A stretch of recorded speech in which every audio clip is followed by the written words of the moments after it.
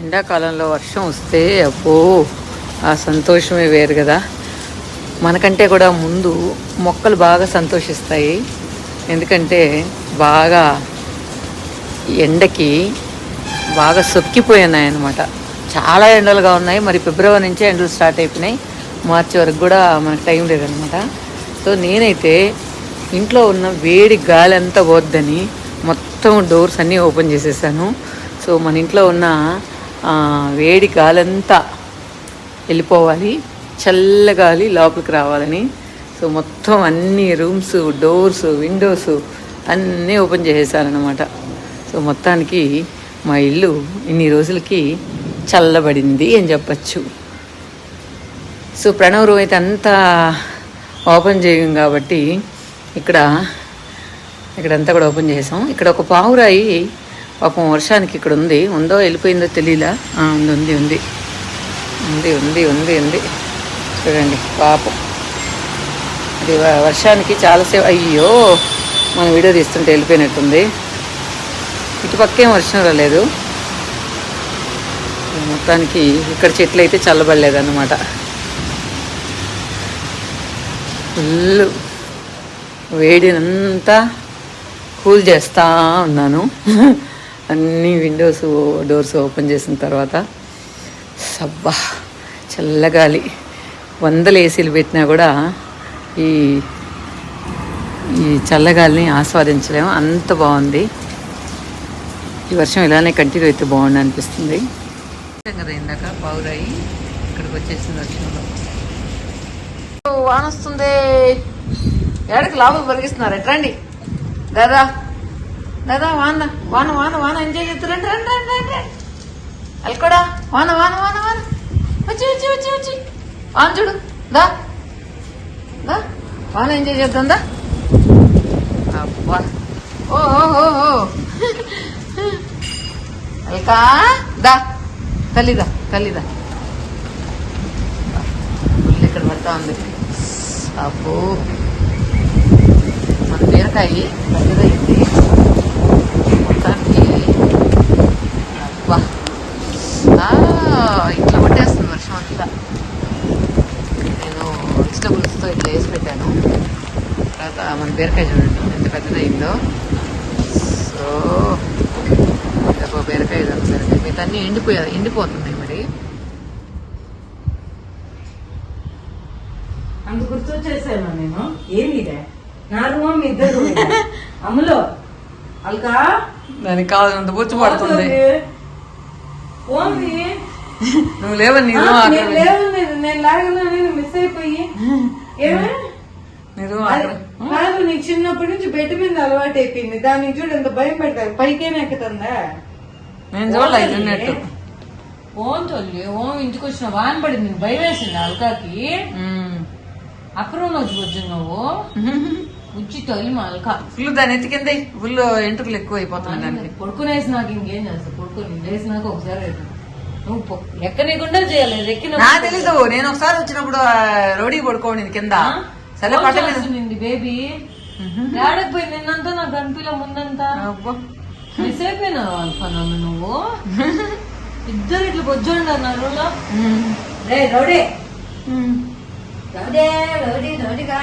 గమ్మండి పాప, నిద్రపాని నిద్రపాని పాప, నిద్రపాని. అమ్మ భయం పెట్టిందా నీకు? బెడ్ లేకూడదు పట్ట మీద కూర్చోవాలని అమ్మ భయం పెట్టిందా రౌడీ నీకు? అది ఆ పట్ట మీద ఏమైంది తెలుసా?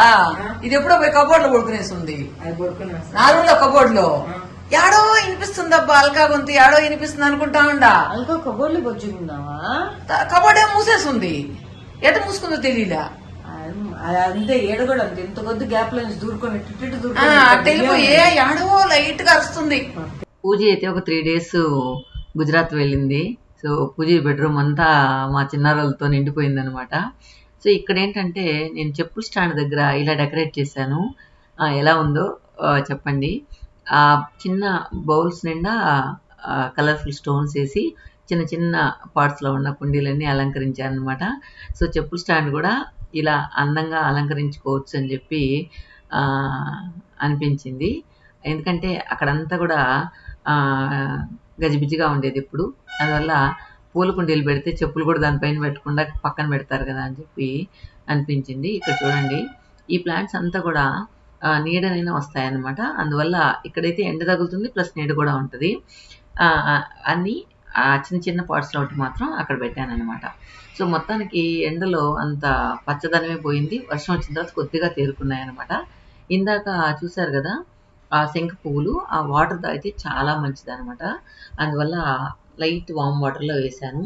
తర్వాత వెజిటబుల్స్ అన్నీ కూడా డైలీ సలాడ్ తీసుకుంటాం. సలాడ్ అంటారు ఏమంటారో, ఎందుకంటే నేను పెరుగంతా వేసేస్తున్నాను కాబట్టి అది డైలీ ప్రిపేర్ చేస్తాను. భోజనానికి ముందు ఒక కప్పు తింటే కనుక అన్నం మనం తక్కువ తింటాం అట్లా. తర్వాత ఆ వెజిటబుల్ తీసిన ఆ పీసెస్ అన్నీ కూడా, ఆ తొక్కులన్నీ కూడా పడేసేసే దాని ముందు ఇప్పుడైతే జస్ట్ ఎరువు తయారు చేద్దామని ఒక బకెట్లో వేసి కొద్దిగా మట్టి కొద్దిగా ఎరువు వేసి అలాగే కలిపి పెడుతున్నాను అనమాట. సో దీనిలో ఇది ఎరువు తయారవుతుంది. ఇది చెట్లకి వేస్తే కొంచెం బాగా పంట బాగా వస్తుందని చెప్పి చెప్పారు. ఇప్పుడు మరి కొత్తగా కాయగూరలన్నీ వేస్తున్నాను కదా, సో దానికి ఉపయోగపడుతుందని ఈ విధంగా చేసి పెడుతూ ఉన్నాను అనమాట. సో మనం ఇంట్లో ఆర్గానిక్గా పండించుకుంటాం కాబట్టి మన ఇంట్లో ఒక్క వంకాయ కాసినా ఒక్క బీరకాయ కాసినా కూడా వండుకున్నప్పుడు ఆ ఆనందమే వేరు కదా. ఇది మనం పండించింది అన్న తృప్తి చాలా బాగుంటుంది అనమాట. సో ఇలా డైలీ నేను కట్ చేసినవన్నీ కూడా వేసి మట్టిలో ఇలా కలిపి పెడుతూ ఉంటాను. సో నిన్న వర్షం వచ్చింది కాబట్టి దానిపైన ఇలా మూసి పెట్టాను అనమాట, వర్షం నీళ్ళు దానిలో పోకుండా. తర్వాత ఏంటంటే ఈ బీరకాయ ఎప్పుడు కొయ్యాలా అని చూస్తూ ఉన్నాను, ఇంకా పెరుగుద్దేమో అని. మొత్తానికి ముదరలేదు. ఇంకా ఎంత కాయ అవుతుందా అని చూస్తూ ఉన్నాను అనమాట. సో మొత్తానికి ఒకరోజు మనకు మన ఇంట్లో కాసిన బీరకాయ కూర చేసుకోవడానికి రెడీ అయిపోతుంది. ఇంకా 1 or 2 డేస్లో కోసేయచ్చు అనిపిస్తూ ఉంది అనమాట దీన్ని. అదేవిధంగా వంకాయలు కూడా చాలా బాగున్నాయి టేస్టీగా. కానీ ఇది పడి మొలిసిన చెట్లు కాబట్టి రెండోసారి కాసిన కాపు కాబట్టి అంత చిన్న చిన్నవిగా వస్తూ ఉన్నాయి. ఈ శంఖ పూలు రోజు మన ఇంట్లో పూసినవన్నీ కూడా వామ్ వాటర్లో వేసుకొని తాగుతూ ఉంటాం. తర్వాత ఏంటంటే ఇట్లా పెరుగు ఉప్పు కూడా కలిపేస్తాను, ఎందుకంటే పెరుగు తినడం కూడా మంచిది కాబట్టి. సో మేమేంటంటే రైసు మ్యాక్సిమం ఎప్పుడైనా వీక్లీ వన్స్ ఎప్పుడైనా తీసుకుంటాం, కానీ డైలీ మాత్రం ఇలా వెజిటబుల్ సలాడు, తర్వాత జొన్న సంగటి కానీ, తర్వాత సద్ద సంగటి కానీ, అంటే సద్దలు సంగటి చేసుకోవచ్చు, లేదా జొన్నలు కూడా సంగటి చేసుకోవచ్చు. జొన్న పిండి సద్ద పిండితో చేసుకోవచ్చు అనమాట. సో ఇది ఈ విధంగా ఒక 2.5 స్పూను నాకు, ఒక 2.5 స్పూను మా వారికి చేస్తూ ఉంటాను. కరెక్ట్గా చిన్న స్పూన్తో మెజర్మెంట్ వేసుకొని. ఇది మా వారికి అనమాట. మళ్ళీ నేను తినేటప్పుడు మళ్ళీ వేడిగా చేసుకుంటామని చెప్పి చేస్తూ ఉన్నాను. కొద్దిగా ఏంటంటే దీనిలో కొద్దిగా ఉప్పు కొద్దిగా నెయ్యి వేస్తే మనకు అన్నం తినటం లేదు కాబట్టి మనకు డైట్లో ఏమేమి మన బాడీకి కావాలో సో అవన్నీ కూడా మనకు కరెక్ట్గా సరిపోతాయి. నేను ఇప్పుడు ఎంతైతే మీరు సైజు సంగటి చూస్తున్నారో అది ఒక వెజిటబుల్ కప్పు, వెజిటబుల్స్ ఇందాక చేశాను కదా అవి ఒక కప్పు తీసుకుంటాను అనమాట మధ్యాహ్నం అయితే. ఇప్పుడైతే పూజ కోసం నేను జస్ట్ బఠానీ తర్వాత కార్న్తో జస్ట్ బిర్యానీ లాగా చేస్తూ ఉన్నాను. ఇది పూజ కోసం, ఈ కుక్కరే పూజ కోసం కొన్నా, ఎందుకంటే అప్పుడంతా రైస్ తింటున్నాం కాబట్టి పెద్ద కుక్కర్ అలవాటు అయిపోయి ఇప్పుడు పూజ కోసం చిన్న కుక్కర్ కొన్నాను అనమాట. దీనికి 1 కప్పు బియ్యం వేసి దానికోసం ఇది చేశాను అనమాట. మరీ 1 కప్పు అంటే సరిపోదని 1.5 కప్ వేసి చేసా. తర్వాత ఏంటంటే ఈ జొన్న సంగటి అంతా రెడీ అయిపోయింది. మేము నిన్న సండే కదా రైసు వార్చి ఆ గంజి తీశాననమాట. సో ఇంక ఎండాకాలం వచ్చేస్తుంది కదా, అప్పుడప్పుడు ఈ గంజి తాగితే బాగుంటుంది అని చెప్పి గంజి తీసాము. కాకపోతే అన్నం నైట్ కొద్దిగా మిగిలింది. సరే దాన్ని పూజకి చాలా ఇష్టం అనమాట సద్దన్నం అయితే. ఎప్పుడు మన ఊరికి వెళ్ళినప్పుడు పల్లెలో మా అమ్మ పూజ కోసం ఎప్పుడు సద్దన్నం చేసి పెడుతూ ఉంటుంది. సో తను అడుగుతూ ఉంటే ఈరోజు నేను ఇలా సద్దన్నం రెడీ చేసేసాను అనమాట. ఇందులో కొద్దిగా పెరుగు, ఆనియన్స్, తర్వాత పచ్చిమిర్చి కొద్దిగా వేసుకుంటే బాగుంటుంది. ఇది తిన్నప్పుడైతే కడుపులో చాలా చల్లగా ఉంటుంది.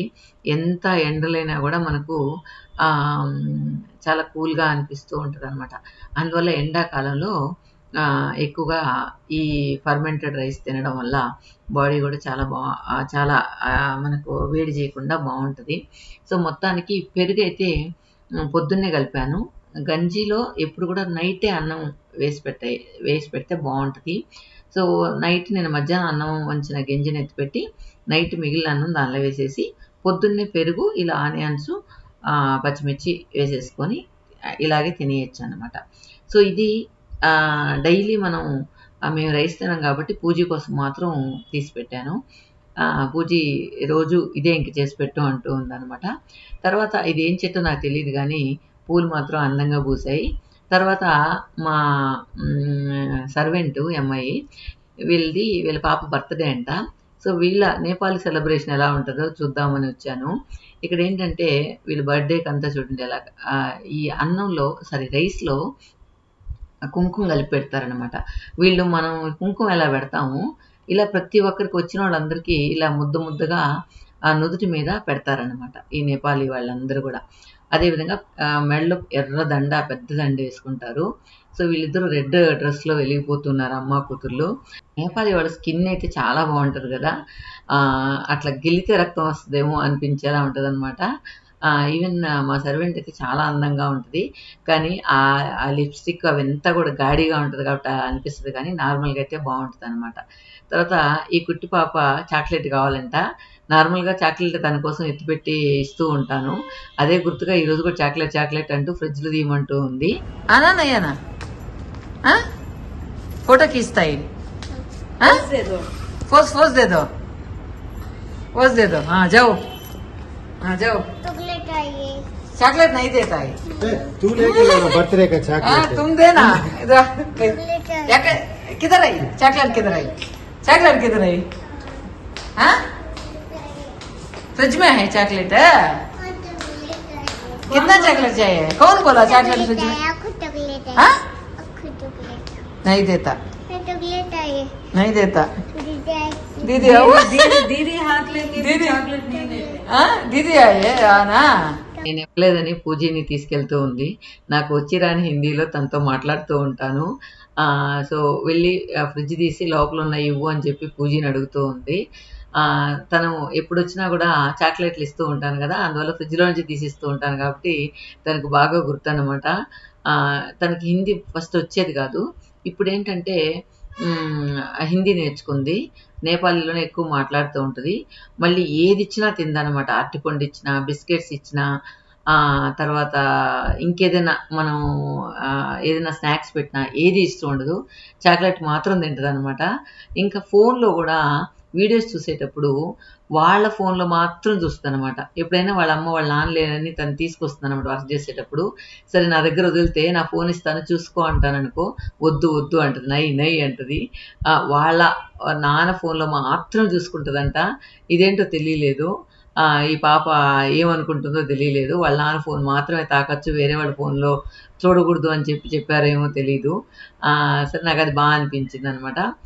తర్వాత వీళ్ళు నైట్ ఫంక్షన్ చేస్తున్నారు కదా, మొత్తానికి ఇక్కడ నేను బిర్యానీ అనుకున్నాను కానీ బిర్యానీ కాదు, ఏదో పప్పులాగా చేశారు. తర్వాత చికెన్ కుర్మా లాగా చేశారు. తర్వాత రైస్ వండుకున్నారనమాట. సో మొత్తం నేపాలీస్ అంతా ఈరోజు ఇక్కడ ధూమ్ధామ్గా పార్టీ మా టెర్రస్ పైన. బేస్మెంట్లో చేసుకుంటా అంటే బేస్మెంట్లో వద్దు, టెర్రస్ పైన చేసుకోండి, బేస్మెంట్లో అంతా డిస్టర్బెన్స్గా ఉంటుంది అందరికని చెప్పా. అందువల్ల టెర్రస్ పైన చేసుకుంటూ ఉన్నారు.